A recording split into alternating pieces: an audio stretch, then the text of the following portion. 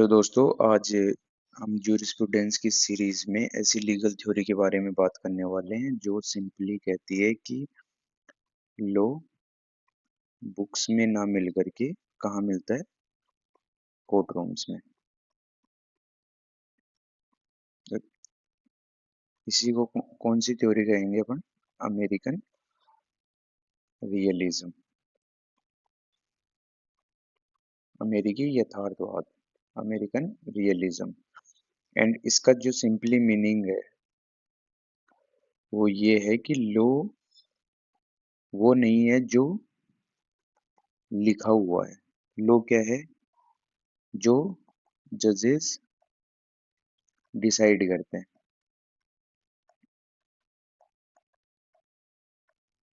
तो simply means है law in books not equal to law in action. तो ये किस पे बात करने वाले हैं? लॉ इन एक्शन पे बात करने वाले हैं कि जो लॉ एक्चुअल में जजेस फॉलो करते हैं डिसाइड केस डिसाइड करते हुए टाइम में। तो अगर इसकी कोर फिलोसफी की बात करें तो इनका कहना है कि जजेस सिर्फ लॉ फॉलो नहीं करते, बट उनके साथ में उन डिसीजंस के साथ क्या होती है? Personal thinking, experiences plus situation, इनका भी इफेक्ट होता है उस डिसीजन के ऊपर। तो लॉ इनके अकॉर्डिंग क्या हुआ फिर? जजेस का बिहेवियर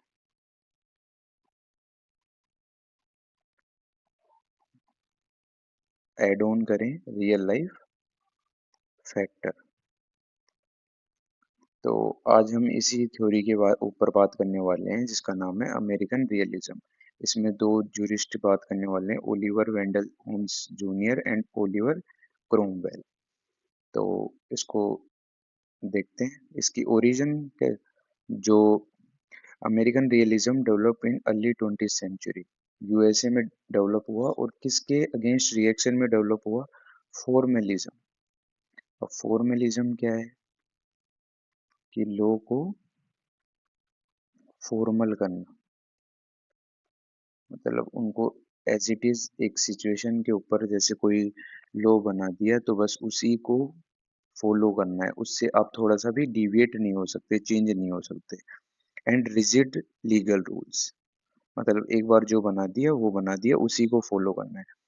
इन्होंने आर्ग्यू किया है कि that law is not what is written in books but what courts actually do in practice. इन्होंने कहा कि लॉ वो नहीं है जो किताबों में लिख दिया गया है, वो है बल्कि लॉ क्या है? जो कोर्ट्स एक्चुअली में करती हैं। इनके कोर आइडिया की अगर बात करें तो इन्होंने वही कहा है कि लॉ इज व्हाट जजेस डिसाइड।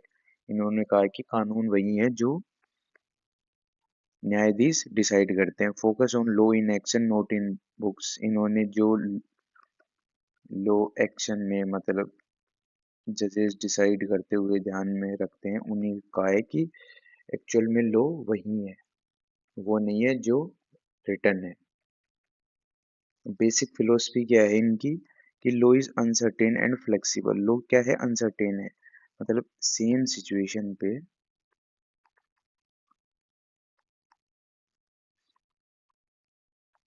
दो जजेस अलग अलग डिसीजन दे सकते हैं। तो लॉ क्या है? फ्लेक्सिबल है। तो ये किसके अगेंस्ट में आई थी ये फिलोसफी? कि लॉ रिजिड नहीं होने चाहिए। जब एक्चुअल में दो जजेस ही सेम सिचुएशन में दो अलग अलग डिसीजन दे सकते हैं तो लॉ रिजिड कैसे हो सकता है? तो judicial decisions are influenced by social psychological factor. इन्होंने कहा है कि सामाजिक और मनोवैज्ञानिक कारकों से प्रभावित होते हैं। Reject mechanical applications of rule.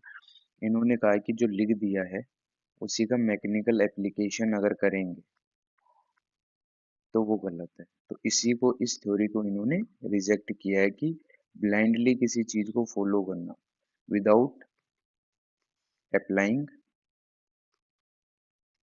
The essence of situation. of that particular case. तो अगर इसमें कोर थिंकर की बात करें तो Oliver Wendell Holmes junior sir ने क्या कहा कि एक तो ये कंसिडर किए जाते हैं फादर ऑफ अमेरिकन रियलिज्म, ये इम्पोर्टेंट। इसके बाद में कोर आइडिया इन्होंने कहा क्या कि law is the prophecy of what courts will do.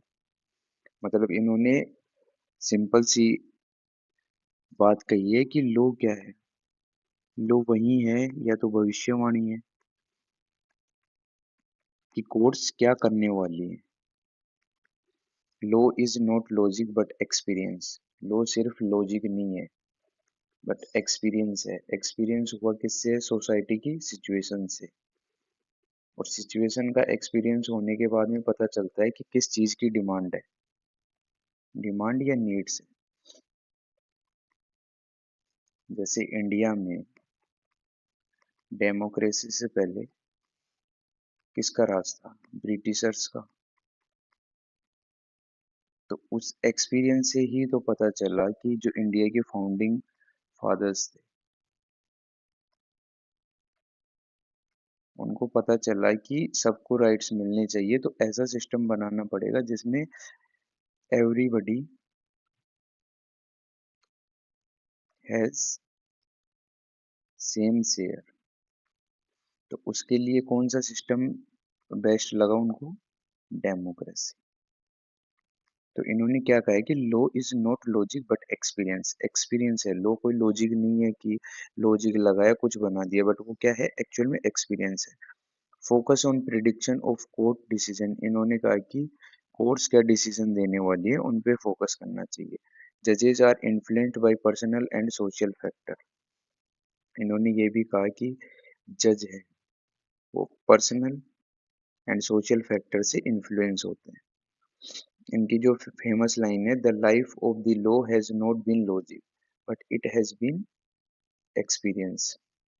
तो इन्होंने कहा कि जो लाइफ है वो लॉ की, वो क्या है? लॉजिक नहीं है, लॉजिक से नहीं आया है कानून, किससे आया है? एक्सपीरियंस से। एक्सपीरियंस बताते हैं कि कौन सा लॉ इंट्रोड्यूस करना है, किस चीज की नीड है। और लॉ के बारे में क्या कहा कि व्हाट जजेस actually do in real life, real life में जज क्या करते हैं, लॉ वही है। नेक्स्ट है ओलिवर क्रोमवेल। तो इन ये लीगल फिलोसफर नहीं थे अमेरिकन रियलिज्म के, बट पॉलिटिकल लीडर थे इंग्लैंड में। तो बट इनके आइडियाज रिफ्लेक्ट करते हैं प्रैक्टिकल ओवर थियोटिकल गवर्नेंस। ये प्रैक्टिकलिटी की बात करते हैं कि जो चीजें लिखी गई हैं उनसे हटके जो गवर्नेंस के मॉडल हैं वो प्रैक्टिकल होने चाहिए। थ्योरी पे बेस्ड जो भी गवर्नेंस मॉडल है उनको रिजेक्ट किया था, और इसी वजह से ये रियलिज्म के आइडियाज हैं उनके सिमिलैरिटी शो करते हैं, which aligns loosely with realism. तो इन्होंने क्या कंसेप्ट दिया था? Emphasize practical justice over rigid rule. इन्होंने वही किया था कि जो रिजिड रूल हैं उनको हटा के प्रैक्टिकल जस्टिस पे बात की थी। और प्रैक्टिकल जस्टिस किस पे डिपेंड होता है? जैसे आज एक लॉ बनता है, तो लॉ तो बन गया, एक जनरल सिचुएशन देख के लॉ बन गया, बट कोर्ट के सामने उसके बाद में थाउजेंड्स ऑफ सिचुएशंस आती हैं जिसमें केसेस डिसाइड करने पड़ते हैं। तो उन्हीं को देख के जो जजेस डिसाइड करते हैं, तो उन्हीं को देख के बाद में अमेंडमेंट्स भी होते हैं। तो इन्होंने यही कहा है कि रिजिड रूल के ऊपर जो है कम ध्यान देके प्रैक्टिकल यूज पे ध्यान होना चाहिए, क्योंकि अल्टीमेटली लॉ का क्या है? ऑब्जेक्टिव क्या है? जस्टिस। इसीलिए जो फाउंडिंग फादर्स हैं, कॉन्स्टिट्यूशन के जो मेकर्स हैं, उन्होंने अमेंडमेंट अमेंडमेंट वाला जो है कॉन्स्टिट्यूशन में चेंज करने का वो दिया है कि आज अगर उसको रिजिडिटी से लिख देते कि सिर्फ यही फॉलो करना है, तो सोसाइटी में चेंजेस होते हैं, तो वो उनको एड्रेस नहीं कर पाता। और फिर वो डॉक्यूमेंट्स हो जाता एकदम मैकेनिकल, और सोसाइटी में स्टेबिलिटी की जगह क्या हो जाता है, कियोस। तो स्टेबिलिटी मेंटेन करने के लिए अमेंडमेंट वाला पार्ट रखा, जिससे जो न्यू जनरेशन नीड्स हैं उनको अच्छे से एड्रेस किया जा सके। तो इनडायरेक्टली इन्होंने क्या किया, सपोर्ट किया रियलिज्म थिंकिंग को। अगर इस थ्योरी की क्रिटिसिज्म की बात करें तो क्रिएट्स अनसर्टेनिटी इन लॉ। अगर सिर्फ सिचुएशन की इन पे ध्यान देंगे तो एक पर्टिकुलर लॉ, ये एक नया कानून बनाना नेक्स्ट टू इम्पॉसिबल है। इन्होंने इनका criticism second one is too much judicial discretion. Judiciary के पास में ज्यादा डिस्क्रिशन आ जाएगा, मतलब न्यायाधीशों को इतनी ज्यादा फ्रीडम दे देगा कि वो फिर जस्टिस से डिविएट हो सकते हैं। अंडरमाइंस रूल ऑफ लॉ, मतलब इन्होंने विधि के शासन को कमजोर कर देता है कि जो रूल ऑफ लॉ की जगह क्या आ जाएगा, रूल ऑफ जूरिस्ट या जुडिशरी। जिससे क्या हो सकता है कि जुडिशरी का जो जुडिशियल ओवर रीच का खतरा हो सकता है, कि जुडिशरी दूसरे जो पार्ट्स हैं गवर्नमेंट के उनमें इंटरफेयर ज़्यादा करने लग जाए। अगर कंटेम्प्रेरी रेलेवेंस की बात करें तो इस आज के टाइम में इसका क्या इम्पोर्टेंस है, तो influence modern judicial thinking. Modern judicial thinking को ये इन्फ्लुएंस करती है। Used in case law analysis. Case law के जितने भी एनालिसिस होते हैं उनमें ये देखा जाता है कि हाँ, कि जो लॉ है उसको सिचुएशन के हिसाब से कैसे अमेंड किया जाना चाहिए। इम्पोर्टेंट फॉर अंडरस्टैंडिंग जज मेड लॉ। जज मेड लॉ है, जैसे एग्जाम्पल है विसाखा गाइडलाइंस आई थी, उसके बाद में जो वो एक्ट आया था विमेंस के लिए, prohibition of sexual harassment of women at work place. तो ऐसे जजमेंट जो लॉ होते हैं उनको समझने में ये काफी हेल्पफुल है। तो आज इसमें सिंपली क्या अमेरिकन रियलिज्म का बेसिस क्या है, इन्होंने क्या है कि जो रिटर्न है उससे ज्यादा इम्पोर्टेंट क्या है, vote courts will do. Courts क्या करते हैं, ये इसका इम्पोर्टेंट चीज है। रिजिडिटी को इन्होंने कैंसिल किया कि लॉ शुड बी फ्लेक्सिबल। तो ये इस थ्योरी का जो बेसिक थॉट है वो यही है।